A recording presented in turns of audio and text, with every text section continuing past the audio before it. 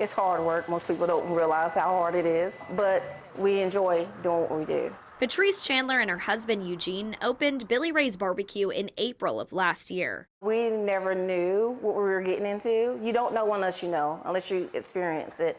So we thought it was going to be easy just to open up. It wasn't even easy opening up. And then once we got going, we realized, oh my gosh, our bodies are hurting so bad. And then my husband was like, well, give us a couple months, we'll be fine. No, it's a year later, and we still hurt. We're still hurting every day, but we love what we do. In the past 14 months, the pair has learned a lot of lessons and fallen in love with working together as a family, owning their own restaurant. We love catering to people. We love seeing smiles on people's faces. Serving the community they grew up in. We were born and raised right here in East Knoxville, both of us. I think it's a struggle for us as a community to try to figure out how to maneuver, because it should be more of us running businesses, especially even on this side of town. If we look at today, because of how things have evolved over the years, we'll find that we don't have as many. Deborah Porter was raised in East Knoxville. Growing up, she remembers plenty of Black-owned businesses. Not only, your mom and pop stores, but you had different retail stores, you had dentists, doctors, lawyers, all of those. Now we still have a few bookstores, we still have some retail, restaurants, beauty shops, those things that we know have been around for years and years. But in comparison to those things that actually happened, way back when, and the businesses that flourished during that time, we don't have those at this point. She serves as the chairperson of the Martin Luther King Jr. Commemorative Commission and has helped Black businesses grow for years by trying to remove barriers. I think financing, that part of it is a biggie. The thing with Black-owned businesses, a lot of us, we don't necessarily have the finances or the community support to get a lot of the finances that we need. When Krishana Fair opened Yours Professional in 2021, she faced that barrier herself. When I first came out, people were talking about crowdfunding and things like that, and it was like, my community doesn't have that money. Or they would say, oh, well, I have a friend that I know who has all of this money and they were willing to invest in me. I'm not naturally in those circles, so people are less likely to give you money when they don't know you. So we literally have to start from the very bottom, so our things can't look as nice, they can't grow as fast as other businesses. But over the past 4 years, Fair is working to overcome that. You get out of this whatever you put into it, however you want to be. Is it easy? No, but you have to be intentional about what you want and finding your tribe. Serving women through her salon, from lash lifts to hairstyling, with a team of diverse estheticians and clients. We are more powerful together than we are separate. And I wanted to show, yes, we can have luxury. Yes, we can be upscaling. Yes, it can be Black-owned. Setting an example for others. What I came from, I wanted young girls to know that you can do anything you put your mind to. Yes, I'm the 16-year-old mom. Yes, I'm the girl who ran away from home. Yes, I waited till I was 30 to go to school, but I still made every dream come true, and I'm still making every dream come true. It doesn't matter if you had to fall off and get back up and restart again. It doesn't matter if you had to deal with mental health issues. As long as you are putting that forth yourself and you're putting yourself first, you can do whatever you dream. I realize representation matters, and if you never see anybody do it, then you think it's impossible. So I want to be that representation that we can do it, and we are going to do it. That's a mindset Kimberly Black shares. I have so many women that stop me and discuss, they want to get in construction because of seeing me. They were able to relate to me. And so that's important, having people seen, having women in boardrooms, to be able to have them as decision makers, to have a voice. Because when everyone has a voice, it levels the playing field for us. It's a responsibility and a role Black says she never pictured for herself. I was in corporate America and I said, okay, I want to do something more meaningful. And so I got on Google and tried to see what could I learn how to do. And so I saw some things construction related. It's important to be able to be out there and show people and youth it's okay to dream. It's okay to look outside the box. Would I have ever imagined that I would have been in construction? No.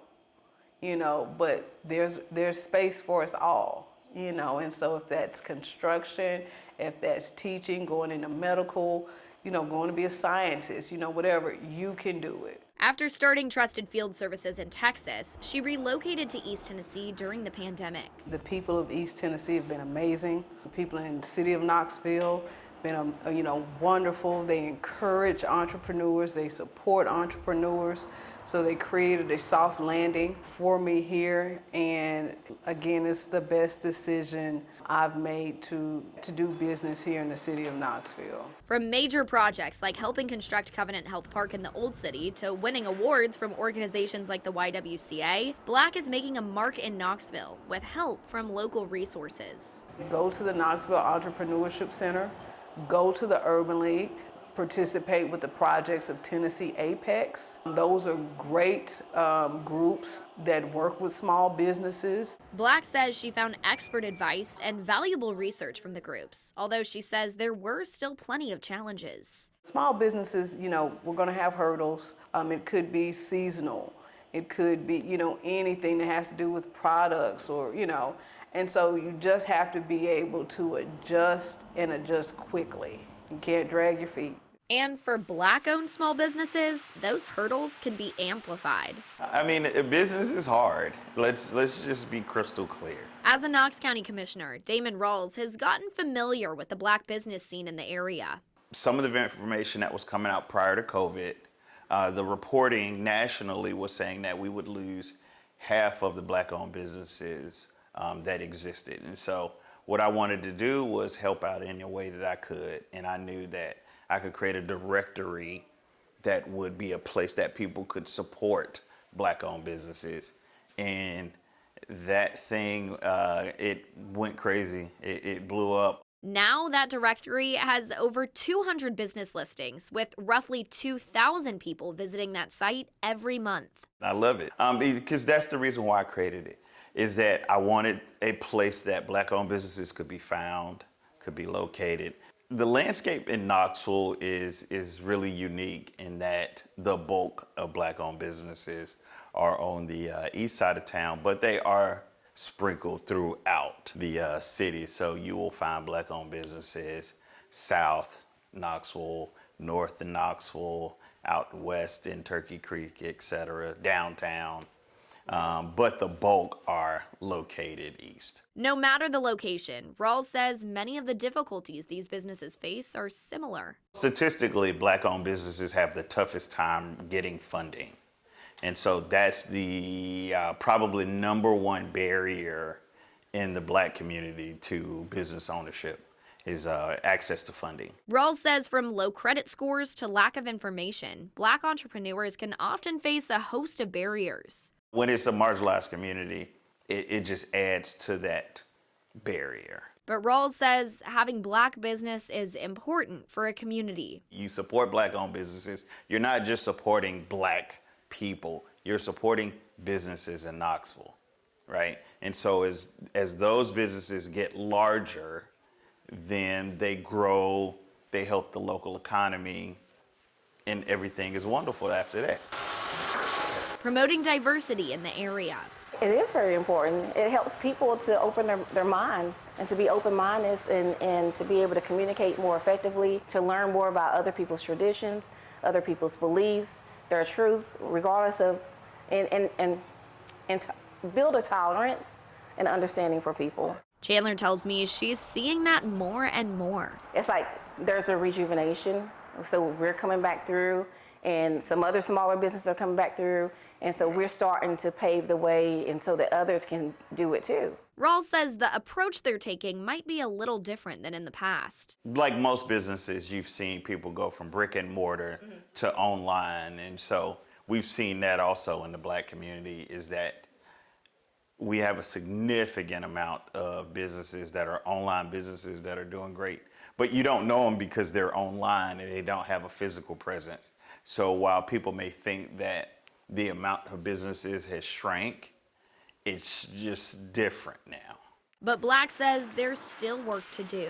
We still have so much more to go in the city, and encouraging others to become entrepreneurs, encouraging our youth to consider entrepreneurship. An ideal, she says, is integral to Juneteenth. A lot of that is promoted with Juneteenth. Back then, you know, entrepreneurship was high. Black people started going into businesses, whether it be horseshoe making, blacksmith, you know, you had banks being founded, colleges and institutions, you know, so it's major. Now, 160 years later, Black says she's celebrating and hoping others will join in. It's an American holiday, so everyone can celebrate. It's just not for, you know, this group of people. It's for everyone to celebrate, reflect, and remember to be kind. You know, remember to be good neighbors, to be good citizens of the earth. That's what it's about, and remembering, and not to go back, and to be open-minded, be considerate, do the right thing.